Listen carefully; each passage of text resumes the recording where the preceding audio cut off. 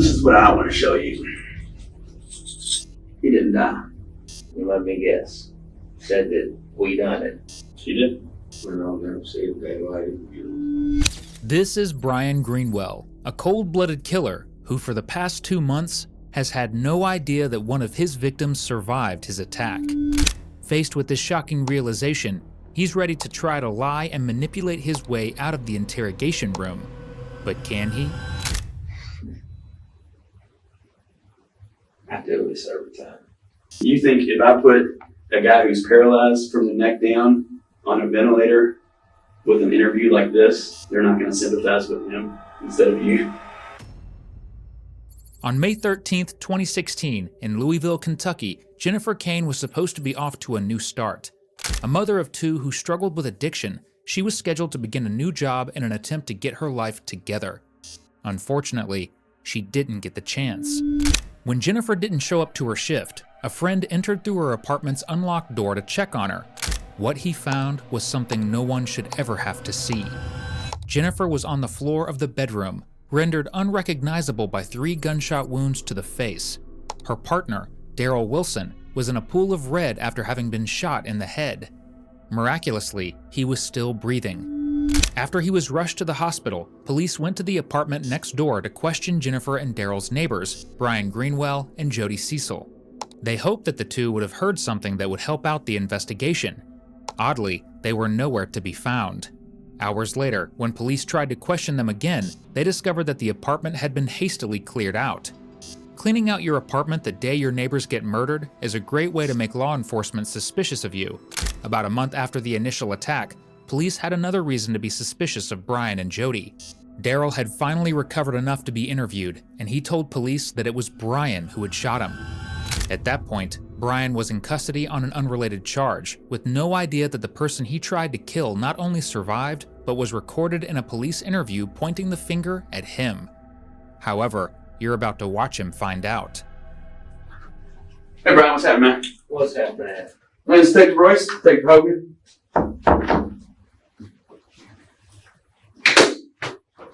And sorry it took me a little while to get over here. I was finishing up talking to Jody. Jody. Mm-hmm. How's she doing?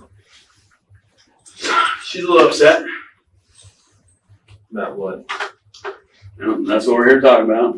She's a little upset. I will tell you that I'm trying to remember her exact words, but it was more along the lines of, tell him I don't want him to be scared and to talk to us. Anything else along that? Because I want to go talk to him. I said, I can't let you do that. I said, I may be able to let you do a recorded statement or write a note, but. So did you do one now? I have a recording. I also have another recording that I'd like you to view as well. But I can't ask you any questions yet because you're in custody for something else. I don't know. I know it's some kind of dope charge. I know you had some stuff there. So before I actually ask you anything or tell you or show you anything, I need to read you your rights. You had those read before, correct? No. You've never had your rights read? No. Okay. Let's go through that. I mean, when I was younger, yeah. Right. Well, I mean, you know what I'm talking about. I know what you're talking Okay. about. Well, I'm going to go through this because, like I said, and I brought a picture of your kiddos. I gave her a picture of them too. That was a pretty slick move by the detective, and clearly it's paid off. Brian's immediate reaction to the photo of his 2 daughters, who were both under the age of 5, shows that there are already cracks in his armor. At the time of the murder, Brian and Jody's children weren't in their custody. Very soon, you'll see why. But I'll give you a hint now. This definitely isn't Brian's first time having his Miranda rights read to him. I don't want to lawyer at this time and understand and know what I'm doing. No promises or threats have been made to me, and no pressure or coercion of any kind has been used against me. You understand what coercion means, right? Mm-hmm. Okay. And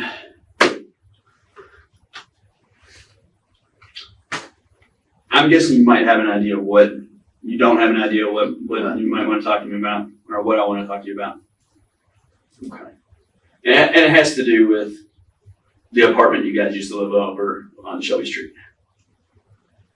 Oh, well, yeah. Does that ring a bell on that incident? Okay. What do you know about that incident?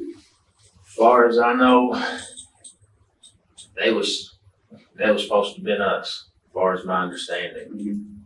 Because the guy, Terry, that, he was supposed to send somebody over there to talk to us or something like that. I don't know. Because they used to have deals. Well, I mean, I know the guy too, you know. They used to have dealings or something like that. And I'm not even sure if it's him, you know what I'm saying? I'm just going by what I've heard. That he got ripped off for some dope a few times. He got upset about it. And the only reason why he wouldn't come confront her by herself, you know what I'm saying, because of me.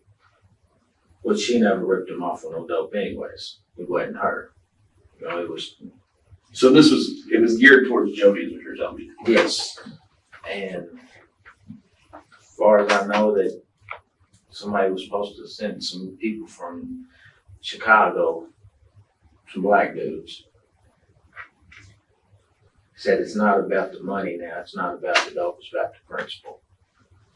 And Terry Payne told me this, and I told him, I said, well, you better go back and tell them, you're right, it's not about no money, it's not about no principle. If anybody comes around with my fiance, then it pulls me, you know what I'm saying, I'm involved. And he said, well, it's already too late, the call's been made that some people from, what do you say, New Orleans or something like that, Louisiana's up here looking for her. And that's when I noticed that it started being followed. And I'm like, hold up, you know, maybe this shit's true. But I'm thinking it's all, you know how people talk and just try to scare somebody. And I kept noticing people follow me, and I kept noticing people follow me. And I'm like, hold the f up, hold it, you know. So I made a phone call and I was like, dude, what the f going on? He said, man, I told you. He said, I'll try to go talk to him. I said, dude, you better do more than try to go talk to him. And for the past, I don't know, month and a half, something like that, every time I walked out the door, I was being followed. And for the life of me, nobody believed me. I mean, I told everybody, I said, man, somebody is following us. Somebody's following me, or somebody's following you. Somebody. Then I got locked up. The reason people may not have believed Brian's claims of being followed could be because of why he was locked up for methamphetamine possession. One of the most notable side effects of using methamphetamine is paranoia.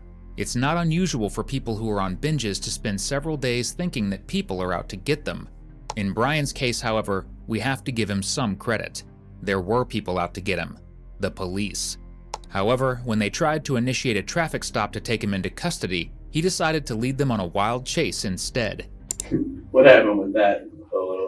I'm not the dope police, so, you know, I heard y'all get the South End a little tour and Yeah, had a crash and burn, but I mean, not one time did nobody ever say police.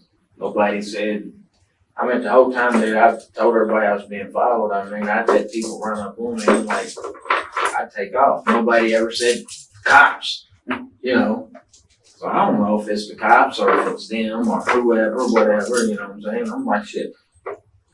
So I've done what I know to do best, protect myself and get the hell out of that situation for the moment. But that situation, it was the same thing. 2 cars whipped up on me. Then once I took off, yeah, he hit his lights. I'm like, you know, I got a set of them lights, which I do. You know what I'm saying? I got a flashlight that turns, you know what I'm saying? You click it one time, it says there flashes red, white, I mean, red, blue, them lights, you know what I'm saying? I'm like, so nobody's ever said, stop, police, this is the Louisville, this is the feds, this is the whoever, you know what I'm saying? So I didn't stop. You know, even when we got back to the house we were staying at, not one time did anybody say, police, this is police, this is whoever, blah, blah. They just told me to get down or they're going to blow my goddamn brains out. I'm like, well, there's a chance I got to take. Either they're the police, and then once they all started coming up on me, I noticed it was the police because I seen all the equipment and shit like that, and I was like, well, maybe it's this cop, so I got down. Who all did you get arrested with that night? Me, Jody, Lala, and Chris. Does Lala have a real name? Everybody keeps saying Lala, and I'm like, I don't know who she is.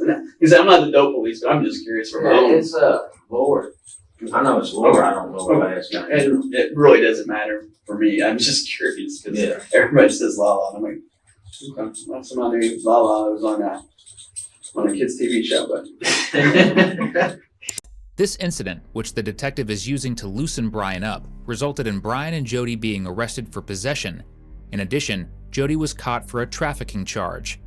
It's likely that they both suspected they would be questioned about what happened to their neighbors after they were taken into custody, but neither of them had any idea just how much evidence was already stacked against them. All right, let me take you back to that apartment on Shelby. How long did y'all stay there? And I just got out of jail, and I don't know if she's had it before I went in, or right before I got out, or what. I think it was I was on there like a couple of weeks, maybe. Gotcha. Something like that. Maybe a little longer. I know it was like between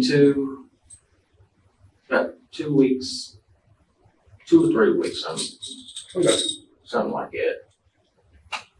And you guys never went back to that apartment?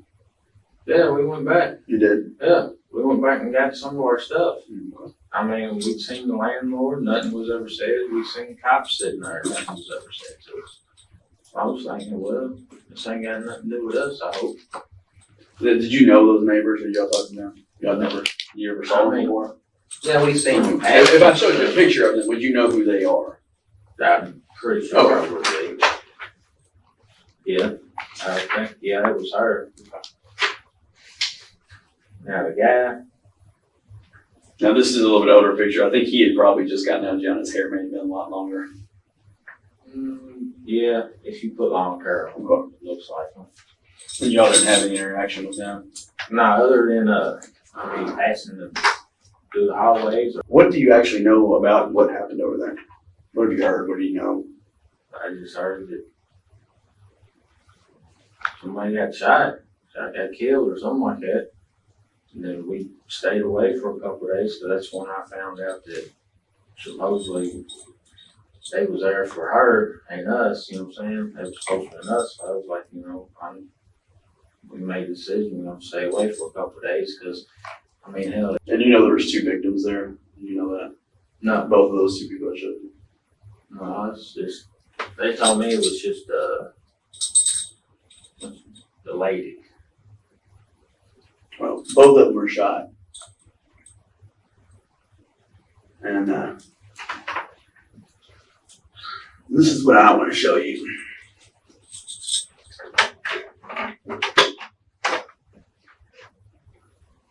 He didn't die. Do you know your neighbors that live next door?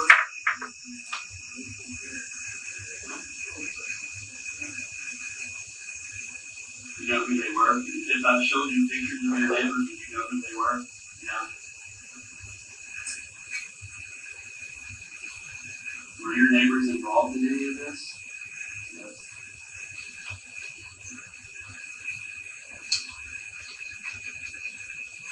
Do you recognize her? Is that Jody? Is that your neighbor?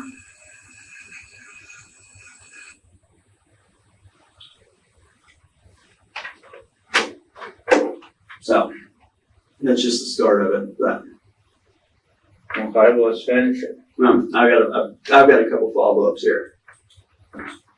Okay.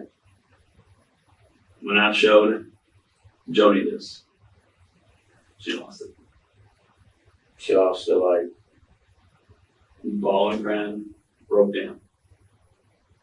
Let me guess. Said that we done it. She did. You've just seen someone realize that drug charges are the least of their worries. No information about the shooting was publicized. For 2 whole months, Brian and Jody believed that both Daryl and Jennifer had been killed. In the footage the detective showed Brian, Daryl is unable to speak or move anything below his shoulders due to the severe brain injury he sustained in the attempted murder. All of the information he conveyed to the detectives had to be done through blinking, mouthing words, and nodding. Well, And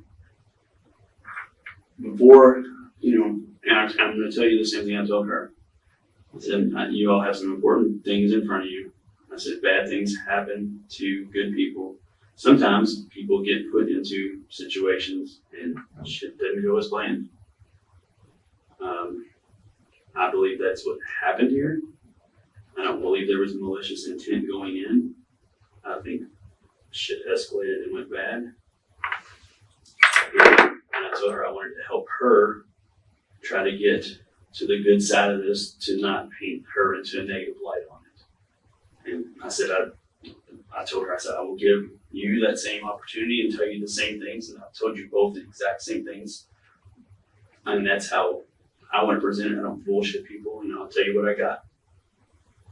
I mean, fair enough. I mean, I've got a living victim who put you there. I've got Jody who said you were there. Now I want to hear from you what in the world happened. And like I said, I think something went wrong. I don't think you got there on. I want to hear the rest of it, what Jody had to say. What Jody had to say. I don't have Jody on video. But you said you had her on a... I have her on audio recording. I just did it. I don't have it on a disc yet. I still have it on an actual recorder. Can I hear it? I don't know. Let me see if I can do that. I don't even know if I can do that. I mean, it's on this recorder that's in my pocket right now. The same one that I'm having on right now. Well, let's find out if we can do it. Because, I mean... Is that going to change what? No, I mean, I want to know. I'm not going to play it. Bullshit. Yeah, well, I'm not going to play it word for word so you can mirror your story off of her. No, I don't. I've been doing this a little while. Yeah, I don't expect you to do that either. But I would do like to know what she's saying, what she's. All right, I can give you the details of, or I guess the general of what she said is that, and he goes on to say it as well, that they were involved in a domestic situation. Apparently, he might have been getting the best of her. She came over for help. You guys go back over to their apartment. It happened inside their apartment. He said, you guys intervened honestly on the good side of this to start with, trying to help her out. And things went bad from there.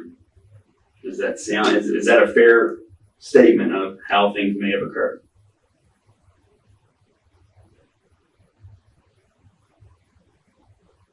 No. I mean, it's not.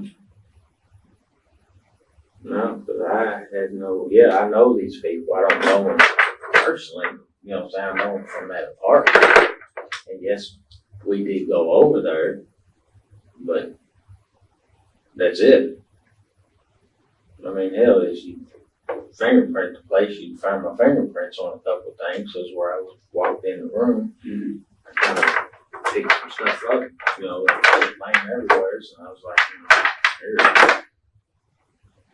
I mean, other than that. Brian's first attempt to outsmart the detectives hasn't gone as planned. Asking for his girlfriend's story so he can align it perfectly with his own didn't exactly fly under the detective's radar. And immediately trying to formulate an innocent excuse for why his fingerprints are all over the apartment is going to have about the same effect. I know right now you're trying to figure out where to go with this, because I don't want you to start digging yourself a hole. No, what y'all want me to do is commit, saying. Oh, I don't need you to. I don't need you to. I've got, and I've got Jody's statement. I've got enough to walk out of this room right now. What I'm trying to do is give you an opportunity to do the same thing that she did, which is go at it at the angle we were trying to help and things went bad. It's a whole lot better than we went just not giving a statement and me going off of him. I mean, you think if I put a guy who's paralyzed from the neck down on a ventilator with an interview like this, up to 12 people on a jury, they're not going to sympathize with him instead of you? I'll take that all day long, twice on Sunday. Wow. You know, I'm a realist, you know, I'm a realist. I So, was looking at it too, I'm like, yeah, I mean, as it stands right now, I mean, regardless of what I say, I'm in this situation. and I'm trying to say that there is a little bit of an out here to make it better on you, to not make it look like, I don't believe you're a cold-blooded killer. No, I don't believe that at all. Nothing suggests that to me. I think you're a smart guy, and I think you got involved in a situation that you probably shouldn't have. Well, not to say you should, not that you shouldn't help somebody out, but I think shit went bad real quick. And I don't think anybody should be judged on just one thing alone. There's a whole series of events that happened here to get to basically where we are right now. And I just want you to, you know, think about a lot of different things. And I know I've thrown a lot at you at one time, you know, and I can't say I understand where you're at right now because I haven't been there, but I can empathize with you.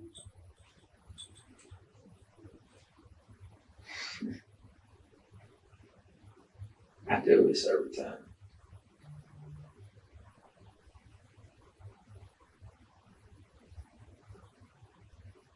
What do you mean you do this every time?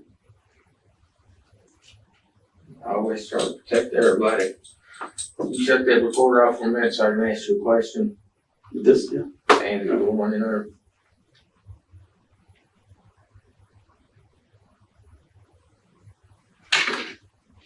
So you know that's being recorded, right?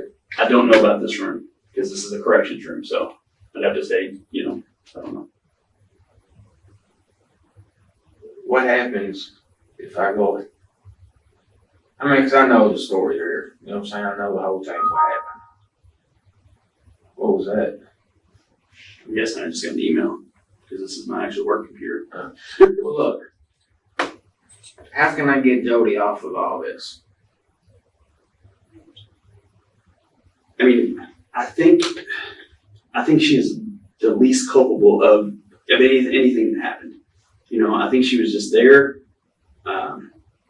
and what he says and what she says really jive in line with the support. They support each other in their statements. But I mean, it's honestly just going through the story, and I think I know the story. If I told you the story, then would it sound anything like what I started it off as? A domestic thing that you guys got involved in. You end up in a fight with them, with a gun, it goes off, and I can't tell you any more than that because that's where, you know, by any chance, does that seem like a story that of what may have happened? Yeah. Kentucky is one of the few states that doesn't legally require cops to record custodial interviews. Thankfully for us, this department did anyway. Obviously, the detective is well aware that the interrogation is being recorded in the room, but turning off the handheld recorder gives him a great opportunity to gain more trust from Brian, who is definitely way too trusting to be sitting in that chair without a lawyer. And see, we can work with that because the beginning part of it changes a lot. There's a difference between you going in and saying, I'm going to kill somebody, and you going in, I'm trying to help somebody, and then shit goes bad. That's way different things there that we're talking about. One's a whole lot better than the other. I mean, the end result was that people lost their lives, yes, but it's a whole lot different when it comes to talking to juries, talking about charges, you know, those type of things. That is a night and day situation. Yeah, yeah. Yeah, like you say, y'all can paint me out to be the wow.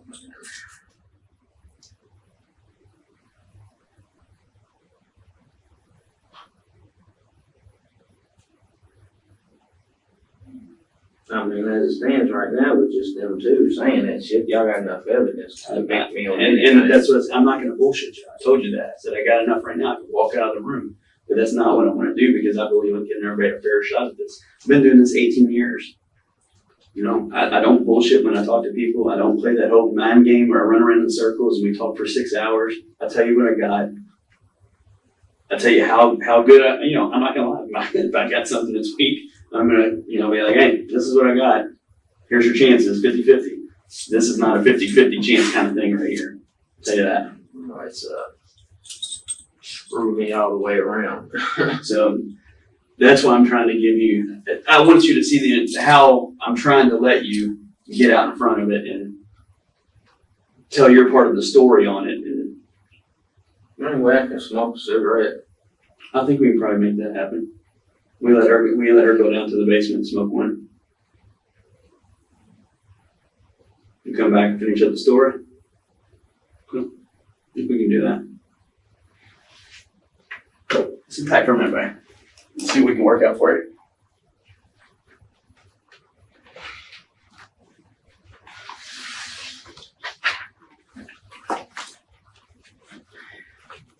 Look, regardless of what happens, man, y'all can't.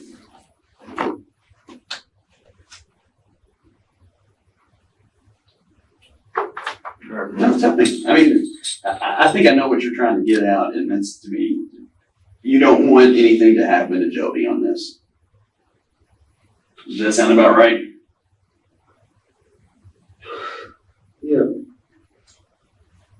And I really think that's going to depend on a lot about what we talk about, what you tell me on this. I think I can minimize her involvement. Minimize it. Well, I mean, she is there. I mean, have you ever heard about doing a bank robbery? Yeah. You're the robber. You go in and rob the store. I'm just the driver. We both get in a car chase and get caught down the way. You know what charge did I get? Accessory. You know what charge you get? It's a robbery. Yeah. I still get robbed. I mean, she's there with you. So she is a complicit, she is complicit in this. And not calling her, she didn't, there was nothing done on her behalf to help or stay or call or anything. So that's her little bit of a problem, but her involvement is minimal. It's kind of she did. Tried to.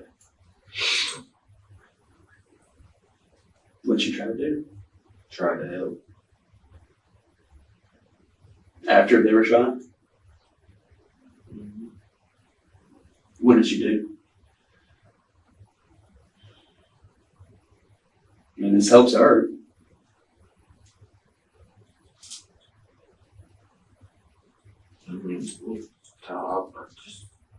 We'll talk about it all here in a second. Okay. Let me calm down. Okay. I'll give you some time. Get your stuff in order. I'll see about setting up that cigarette.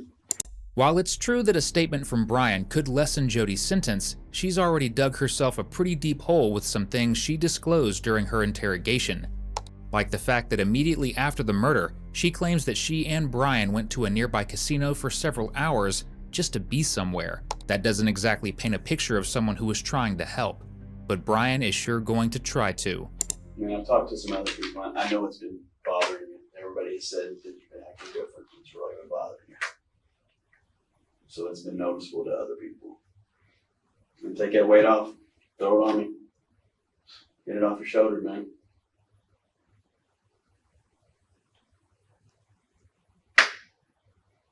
I mean, you ain't gonna try to hit me with no death penalty or nothing.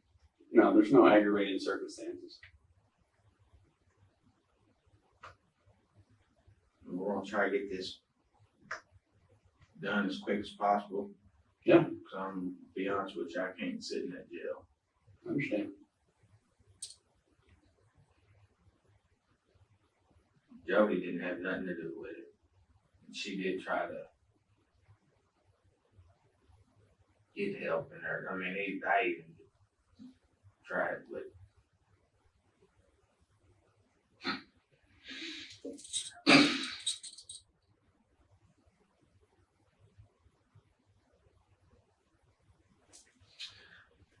she come over, she said, he's over beating him.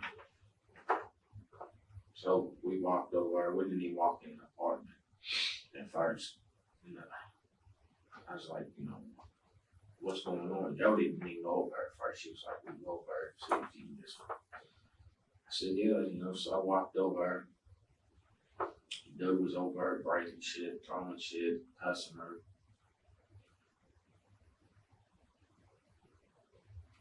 all three of us were standing outside. The girl was standing outside, you know what I'm saying? I was like, look, just leave or come over here or do something, you know what I'm saying? Just, if you want to let it go and call the cops. She went back inside, he grabbed hold of her or something like that. And that's, so he was like, you know, you gotta help her. Cause I guess her deformity or something like that. So I walked in there and I separated them and this and that, and that's when, to be honest with you, I can't even remember how the gun came into play, for real. Well, we started kind of wrestling around and the gun went off.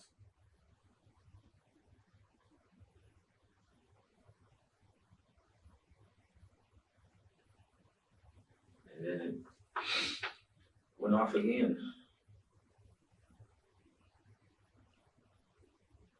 I mean, that's, How many times do you think it went off?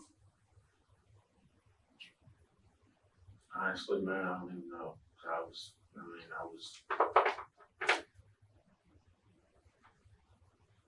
I blacked out or something like that. I don't know, man. It's like, I'm guessing 2 or 3 times, something like that. I remember hearing 3 gunshots. But do you remember which one you shot first? No, honestly, but I don't. I mean, 'cause I was just, I freaked out. I was like, man, I'm over to help somebody. This shit happens. I think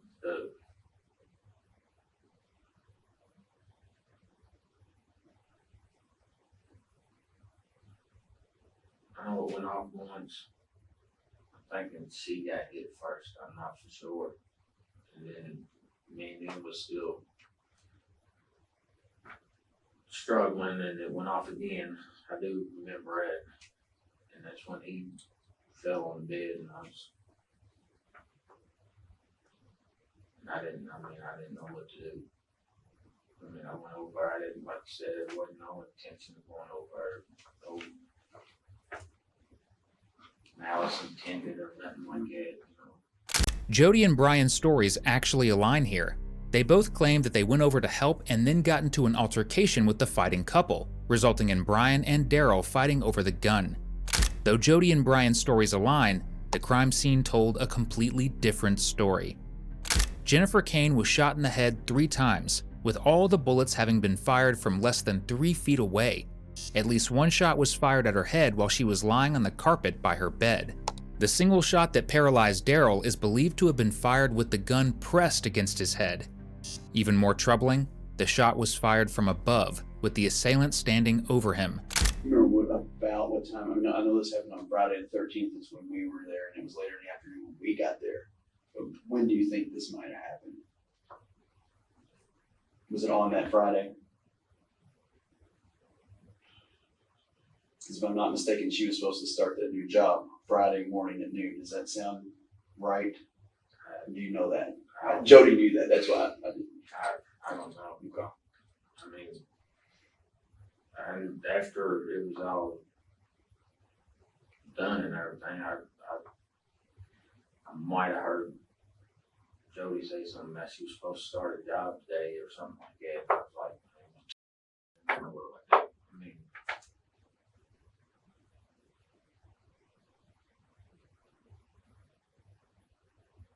I mean, we was both like, you know, what do we do? Didn't either one of us know what to do. She was like, let's call the cops. I mean, because like you said, I mean, we went over in intentions of helping, not hurting somebody, you know. And Jody never entered the apartment whatsoever, as far as I know of. You know, she told me that she did. She said she didn't go into the room that you guys were in, which is the back bedroom, but she said she made it into a part of it. You said she tried to help him afterwards, so. I mean, she was like, I mean, it doesn't matter to me. If she came in, that's, if you're attempting to render aid, she came in, that's fine. It's not, that doesn't get you in trouble. That makes you a normal human being that wants to come in and maybe try to help. Yeah, I mean, we was both, you know what I'm saying? She was like, you know what I'm saying?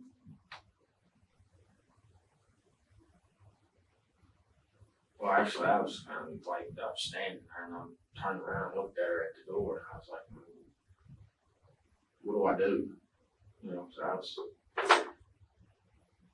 I didn't know. And I still, I mean, to this day, I still can't tell you exactly from start to finish what happened, you know what I'm saying? I just know that I was the one standing in the room like both of them was laying there. And Joey was like, you know, are you checking, are they still breathing, or they, whatever, you know what I'm saying? I was like, man, I don't know how do you check to see if somebody's, you know, I don't know none of this. Been in that situation. Yeah. If either of them had actually checked to see if the victims were breathing, they would have realized that Daryl was, and that he was in desperate need of an ambulance. I just didn't know what to do. I mean, I still don't know what to do. I mean, I don't know. What happened to the gun? What did you do with the gun? Destroyed it. Melted it down. You melted it down. How'd you do that? That takes a lot of heat. Yeah, I know. And well, actually, the gun didn't get melted down. It got took apart and the barrel got melted down. I was like, man, I don't. So I gave the gun back to the person that owned it, you know what I'm saying? He just let me borrow it. And I can't tell you his name, man, 'cause I don't want to get him. So did you destroy it or did you give it back to the guy? No, I took it apart. Most of the gun went back. Well, I mean, don't bullshit me. I mean, it's not, this is not that's not a big issue there. I'm just trying, my main thing honestly is, well, yeah, I would like to recover it, but I just want to make sure you just didn't toss it somewhere and some kid finds it. That's more what I'm worried about. Yeah, I made sure that it wasn't no kid or no innocent bystander or nothing like that was trying to pick it up. I mean, Yeah. What model was it?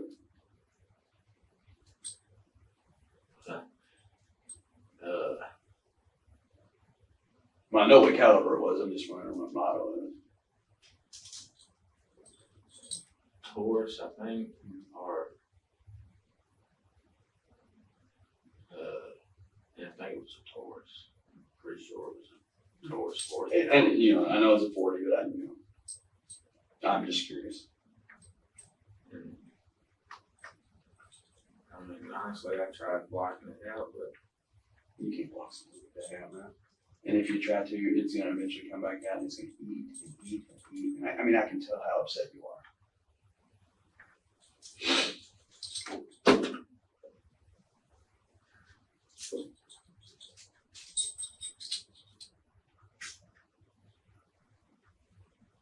I'm there.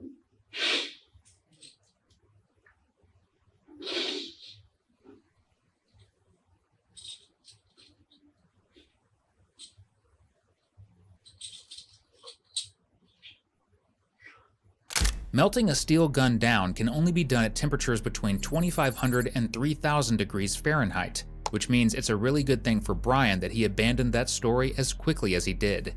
His next story, however, is just as bad, because the gun was eventually found in a place where an innocent person or a child could absolutely find it, at a pond in Jefferson Memorial Forest. I mean, I don't know what else to say besides, you know, it was me. Is there anybody else there with you guys? Nobody else. I know this happened in the back bedroom. Were they fighting in the back bedroom and you got in the middle of it, or did you and him got in a fight in the back bedroom? I just want to be clear about it. Well, they was fighting. First, I mean, we was all standing outside in the hallway. And we're talking about a physical fight, not arguing. Yeah, they We're were talking about physical fighting. And I was like, you know, that's when Joey said, Brian, you gotta help her, you know. That's when I went in there. then everything just happened so fast and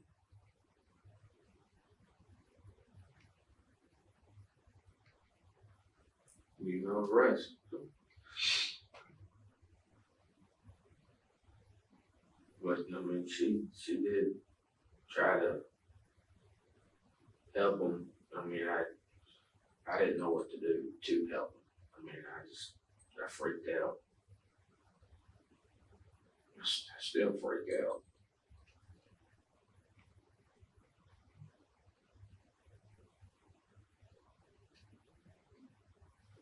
Well, I'll tell you what, this whole situation, I mean, it sucks. And I mean, I was right. Was I not right from the minute I came in here and how things went down? Yeah. You know, and I still believe, you know, bad shit happens to good people all the time. But this series of events doesn't paint you out to be a cold-blooded, calculated, I don't give a killer. I mean, it happened, yeah, there's nothing we can do about that now.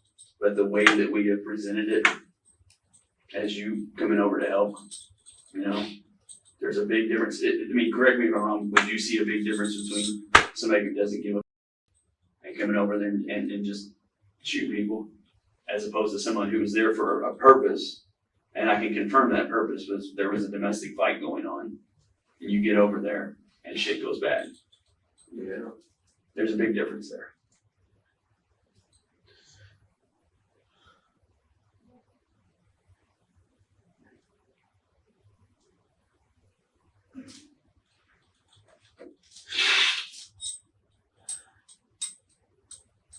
Yeah, that's a big difference.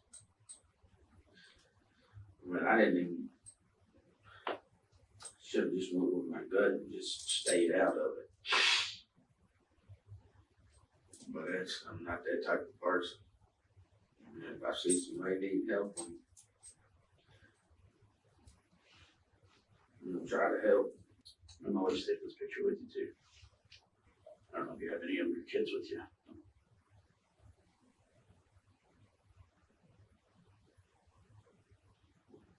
Because I think because of the way we talked here tonight, that getting to see them is gonna come a whole lot sooner than it would have been if you'd have told me, no, I'm not talking more about the room. I mean, it could have happened either way, and man, I still had enough, you know? So that's why that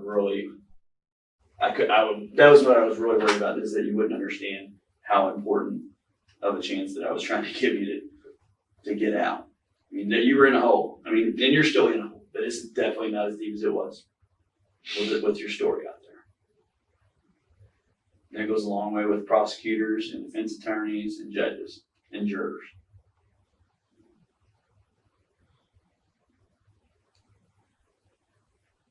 So we gotta look at it as it's a bump in your road.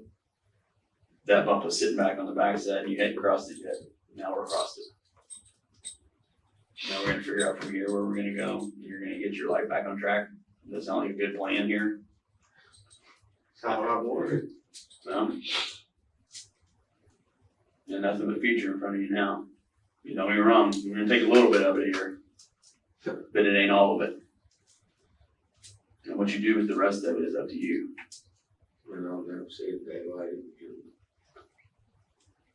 I see people I talk to have heard you say that, and I disagree with that.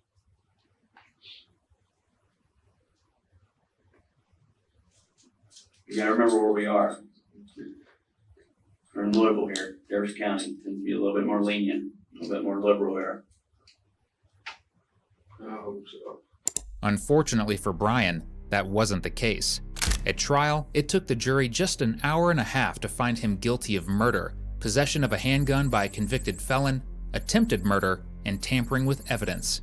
He was sentenced to life in prison. Jody did indeed get a more lenient sentence. She was sentenced to 20 years for complicity to murder and complicity to attempted murder.